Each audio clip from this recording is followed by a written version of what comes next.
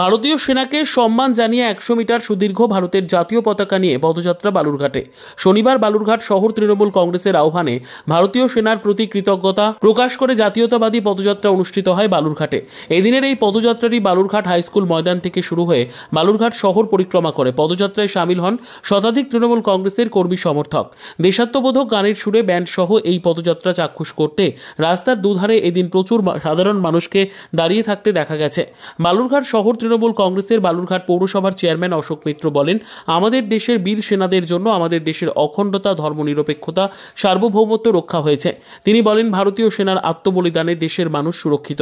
তাই ভারতীয় সেনার প্রতি সম্মান, কৃতজ্ঞতা জানিয়ে দলনেত্রী মমতা বন্দ্যোপাধ্যায় এবং অভিষেক বন্দ্যোপাধ্যায়ের নির্দেশে আমরা পদযাত্রা করেছি। পশ্চিমবঙ্গের মুখ্যমন্ত্রী আমাদের তৃণমূল কংগ্রেসের সর্বময় নেত্রী মমতা ব্যানার্জির নির্দেশে এবং অভিষেক ব্যানার্জি এবং সুব্রত বক্সির নির্দেশে আজকে সারা পশ্চিমবঙ্গ জুড়ে ভারতবর্ষের অখণ্ডতা, সার্বভৌমত্ব রক্ষার্থে বীর সেনাদের প্রতি শ্রদ্ধা জ্ঞাপন এবং তাদের যে অদম্য সাহস, আমাদেরকে নিরাপত্তা এবং সুরক্ষিত রেখে তারা যেভাবে দেশের জন্য লড়াই করছেন, তো তার জন্য তাদের প্রতি আমাদের সম্মান জ্ঞাপনে আজকে একটা যে পদযাত্রা, যেটা জাতীয়তাবাদী মিছিল, সেই মিছিল আজকে বালুরঘাট শহর তৃণমূল কংগ্রেসের পক্ষ থেকে অনুষ্ঠিত হচ্ছে। ব্যুরো রিপোর্ট, উত্তর বাংলা সংবাদ।